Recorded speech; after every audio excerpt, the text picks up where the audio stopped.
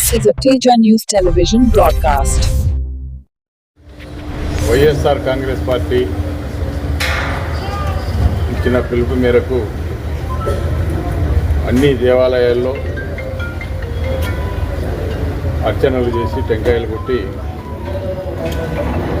ఈ యొక్క తిరుమల తిరుపతి దేవస్థానం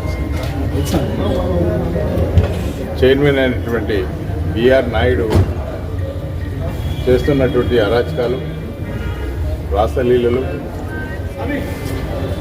మరి దీని గురించి ప్రెస్ మీట్ పెట్టమని చెప్పి ఈరోజు వైఎస్ఆర్ పార్టీ ఆదేశాల మేరకు ఈ కార్యక్రమం చేయడం జరిగింది. అత్యంత వివాదాస్పదుడుగా బిఆర్ నాయుడు గారు చైర్మన్గా వచ్చిన తర్వాత మొదట్లోనే ఈ యొక్క టికెట్ కౌంటర్ దగ్గర 6 మంది అమాయక ప్రజలు కూడా చనిపోవడం జరిగింది. కేవలం తూపులాట కారణంగానే 6 మంది చనిపోవడం జరిగింది. ఆ తర్వాత లడ్డూ వివాదం, ఆ లడ్డూ వివాదం కూడా ఈ యొక్క చైర్మన్ గారు వచ్చిన తర్వాతనే ఈ యొక్క కల్తీ ట్యాంకర్లు నెయ్యిని తీసుకొని వచ్చి ఎక్కడో గతంలో రిజెక్ట్ చేసినటువంటి 4 ట్యాంకర్లను కూడా మళ్ళీ తిరిగి క్రషర్లో పెట్టి మళ్ళీ తిరిగి తీసుకురావడం, అవన్నీ కూడా మీకు వాస్తవాలు మీకు అందరికీ కూడా ప్రజలకు కూడా తెలుసు. ఏదేమైనప్పటికీ కూడా యావత్ ప్రపంచం కూడా ఈ యొక్క తిరుమల తిరుపతి దేవస్థానం, హిందువులు ఎన్నో ప్రాంతాల్లో ఉన్నారు ఈ ప్రపంచంలో.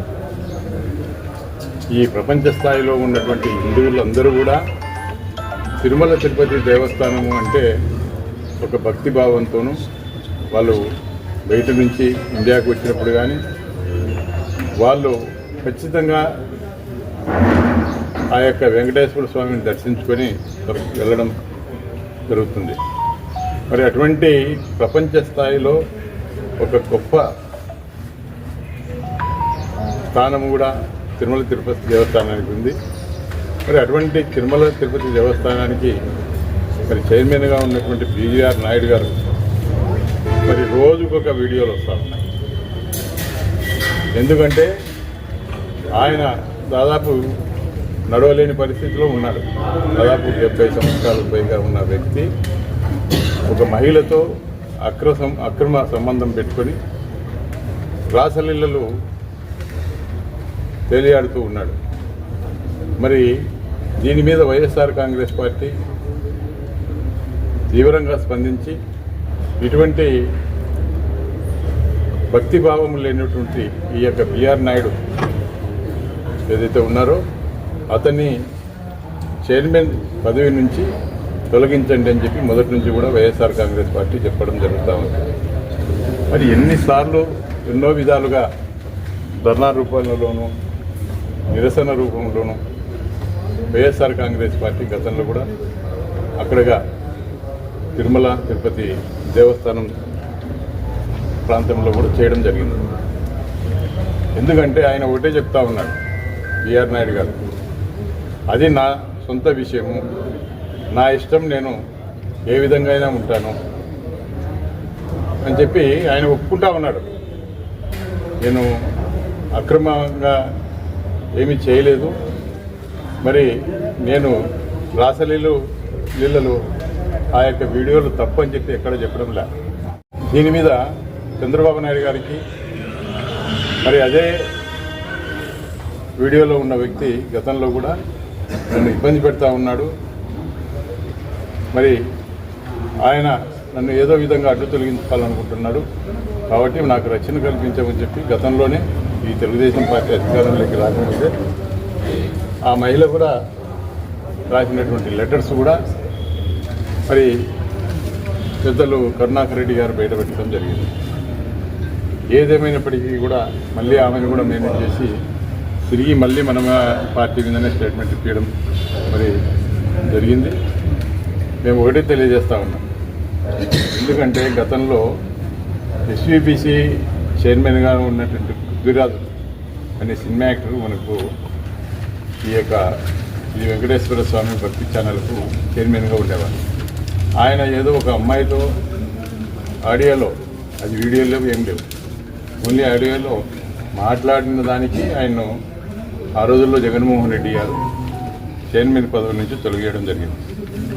ఈరోజు ఇంత వివాదాస్పదుగా మరి ఈ యొక్క ఒక మంచి ఆధ్యాత్మిక టెంపుల్ అయినటువంటి తిరుమల తిరుపతి దేవస్థానానికి చైర్మన్గా ఉంటూ ఈ విధంగా రాసలీలకు పాల్పడుతూ మరి పరాయి మహిళలతో మరి ఎంతో భక్తితో ఉండేటువంటి తిరుమలలో కూడా ఇటువంటి కార్యక్రమాలు చేస్తూ ఉన్నాడు. కాబట్టి ఆయన ఖచ్చితంగా తొలగించాలని చెప్పి వైఎస్ఆర్ కాంగ్రెస్ పార్టీ డిమాండ్ చేస్తూ ఉంది.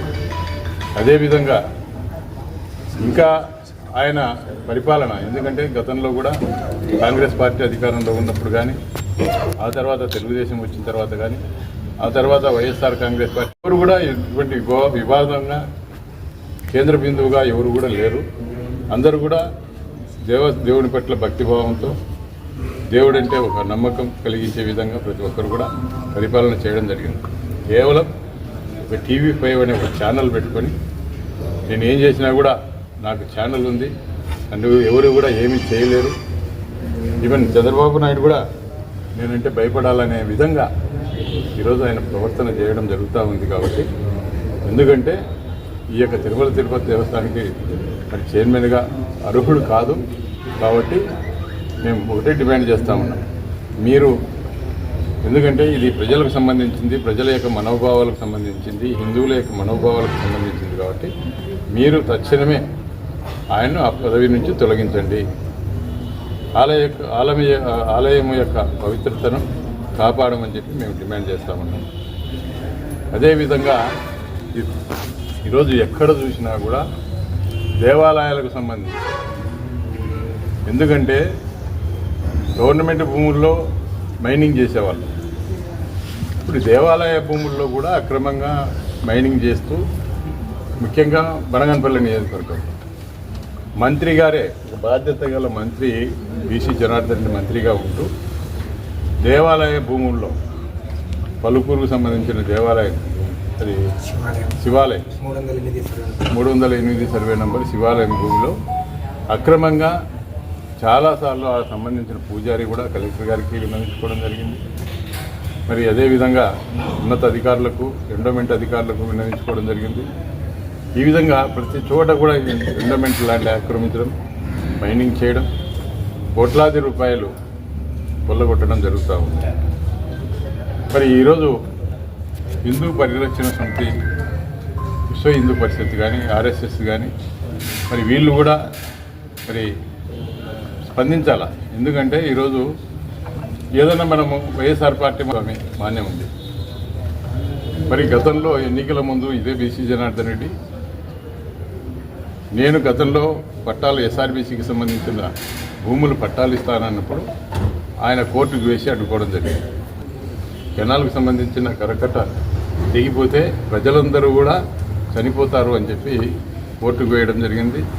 చాలా చోట్ల కూడా ఆయన భార్య, ఆయన చాలా చోట్ల ఎన్నికల సమయంలో ప్రతి వ్యక్తికి ఒక నమ్మే విధంగా మరి చేయడం జరిగింది.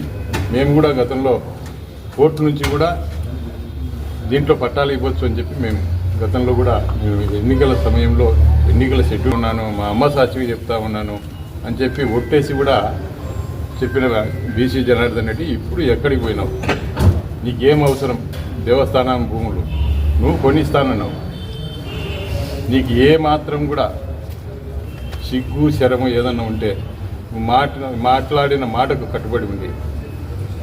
ఇప్పుడు ఇంతకుముందు గతంలో ఈ భూములు కొట్టుకుపోతాయని నువ్వే కోర్టుకు వేస్తావు, ఇప్పుడు అదే భూముల్లో మళ్ళీ నేను మొదలు పెడుతున్నానని చెప్పి మొదలు పెడతావు.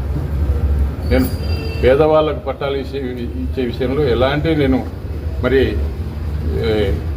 అగెనెస్ట్ కాదు, పేదవాళ్ళకు ఖచ్చితంగా పట్టాలు ఇవ్వాలి. మీరు ఇచ్చిన మాట ఆ రోజుల్లో ఈ SRBC భూములు అవసరం లేదు, ఏం అవసరం లేదు, ఖచ్చితంగా ఎన్ని కోట్లైనా సరే నేను కొని మీకు పట్టాలు ఇస్తాను, ఆ మాట నిలబెట్టుకోమని చెప్పి నేను డిమాండ్ చేస్తాను. కాబట్టి ముఖ్యంగా వెంకటేశ్వర రెడ్డి భార్య ఇద్దరు కూడా ప్రతి చోట ప్రతి ఇంటికి వెళ్ళినప్పుడు మేము కొనిస్తామని చెప్పినారు. ఆ మాట నిలబెట్టుకోవాలని చెప్పి మేము కోరుతాము.